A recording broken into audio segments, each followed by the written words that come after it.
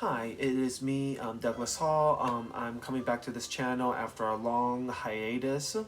It's no longer going to be called That Guy D, but now it's going to be called Joseon Nights. And so this video is going to talk about something that a lot of people all over the world enjoy, K-pop. But we're going to do it with a little twist. History, particularly in an alternate history way. We're going to be talking what would K-pop be like if the Korean Empire has survived into the present day? So, don't get me wrong, the Korean Empire in an alternate scenario, culturally speaking, it would be much, much different than either North or South Korea. But most likely it will still be closer to the South. But we're not going to talk about like what would it take for the Korean Empire to survive, or the political, military, and economic ramifications of that. But still, try to imagine an alternate reality where the Korean Empire has survived with both the North and the South's territories and borders. And we're going to be talking about the cultural impact, particularly with K-pop. Now, if anyone who doesn't like history in general, I think they will be after seeing this video. Now, as a heads up, the details I'm going to be talking in this video is strictly for logistics purposes and to help the viewer, yourself, to see the point of this video as much as possible. Like I said, everything I'm about to put up is strictly for logistics purposes only. So let's move on to the few K-pop groups that I'm going to be mentioning into this. And all the K-pop groups I'm going to be mentioning into this video, it's strictly talking about Korean members only, particularly the ones who are born in Korea, which is most likely the South. I'm going to bring up various maps and all that to help further illustrate my point. But like I said, this is strictly only about the Korean members who are born in Korea. Now, I'm not going to be talking about, for example, let's take the K-pop group TWICE, for example. 5 of the members are Korean, so we're only going to be talking about those. So we're not going to be talking about the 3 Japanese members and the 1 Taiwanese member. But like I said, this is strictly for logistics purposes only. Alright, now we're going to be talking about the first group, which is, I think, something everybody knows about in K-pop one way or another. BTS. So, the first member I'm going to be talking about is Kim Sok-jin. He was born in Gwangcheon, Gyeonggi province, which is outside of Seoul. And then the next member is Min Yoon-gi. He was born in the Paek district in the city of Daegu. Next, we have Chung So-seok. He was also born in the Buk district in Gwangju. Next is Kim Nam-jun. He was born in the Dongjak district in Seoul. Then we have Park Ji-min. He was born in the Gwamjong district in Busan. Next we have Kim Tae-hyung. He was born in the Seoul district in Daegu. And finally we have Chung Jok-kook. He was born in Busan. So, yeah, as you can see here in the map, along with all of the BTS members, so you can see that the majority of them are either in the Daegu or the Busan area, or just along that area of South Korea. So that's with the BTS group. Now let's move on to the next group. Now the next group we're going to be talking about, or the third group, is TWICE. And like I said, I kind of already mentioned them, but now I'm going to mention them a little bit more detailed now. So the first member I'm going to be talking about is Na-young. She was born in Seoul. Chung-young. She was born in Suwon, Gyeonggi province. Next is the leader Ji-ho. She was born in Guri, Gyeonggi province. Tae-young. she was born in Sangnam Gyeonggi province.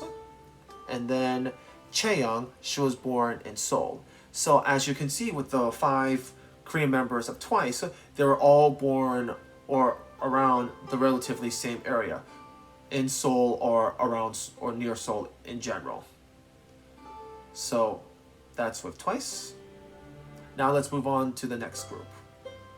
Alright, the next group we have is S.E.S. And we're only going to be talking about 2 members. The member we're not going to talk about is Shu because she was born in Japan. So, Eugene of S.E.S, she was born in Seoul. The other member we're going to talk that I mentioned is Pada. She's from Pucheon, Gyeonggi province. So as you can see on the map with the 2 members of S.E.S, they're clearly in Seoul or near Seoul. Now let's move on to the next group. The next, or the 4th group we're going to be talking about is Shinhwa. So we're going to start with Eric Moon. He was born in Seoul. Next, we have Minho. He was born in Jeonju, North Chilwa province. Dongmin, he was born in Seoul. Haesung, he was born in Seoul. Chunjin, he was born in Seoul. And Andy Lee, or Lee Sun-ho, he was also born in Seoul. So as you can see, with all the members of Shinhwa, the majority of them, they're from the Seoul area, as you can see on the map. Alright, so I'm going to pick out some of the major cities in North Korea, but not all of them, just enough to help illustrate the point. So obviously we have the main city, Pyongyang, then we have Wonsan, Hamgyong, Nampo, Sunju, and Kaesong. So 6 cities in particularly. Okay, so now we got at least some of the major cities of North Korea. Now we're going to get into more statistics information. And believe me, the rest of this will help illustrate the point. Okay, so South Korea's current population, according to Wikipedia, is around 51.709 million people. The population for North Korea is currently around 25.549 million people. So the combined peninsula population is around 77.258 million people. Now remember, this is just a general consensus data from Wikipedia, which does include immigrants. And so this is only the present day information. So there could be a little bit more people alive today due to various historical factors, such as, but not limited to, of course, no Korean War, no DMZ, freedom of movement or traveling between the 2 Koreas, and of course a unified Korean culture.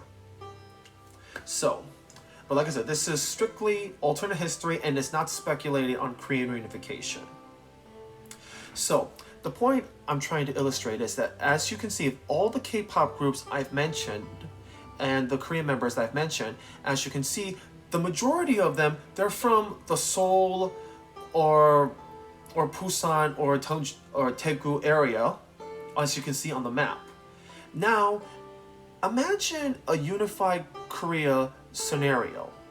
So let's say, let's take the K-pop group Twice, for example. Let's bump off one of the members. Let's say Chungyoung, for example.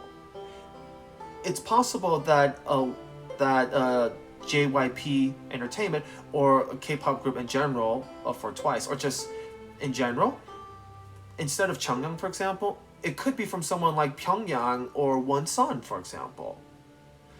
Or like one of the members of BTS. Like you knock off one member, and then who knows, that member could actually be from Kaesong instead. Or like Pada from S.E.S. Like, what if it's not Pada? Like, what if it's someone else from North Korea? Like in Nimpo, for example, or Hamgyong, for example. Like, I'm hoping you guys are starting to see the point I'm trying to say here, is that in an alternate Korean Empire reality scenario, is that yes, it will be still similar to the South, but K-pop as you know it today may not be the same in an alternate scenario.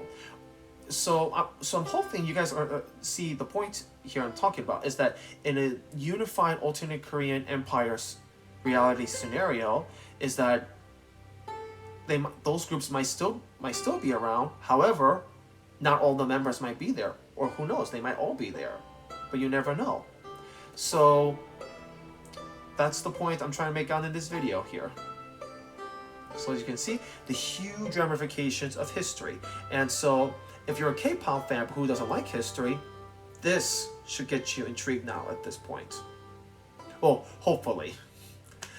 Anyway, I like to thank the viewer, you guys, for watching this video, and it's been a while since I get back, so hopefully I'll make some more, and I'll do my best, and please subscribe, and to this channel, of course, my other social media. And like I said, I'll be doing more videos, and each one will be different, but I will say this, the main theme is history. Thank you.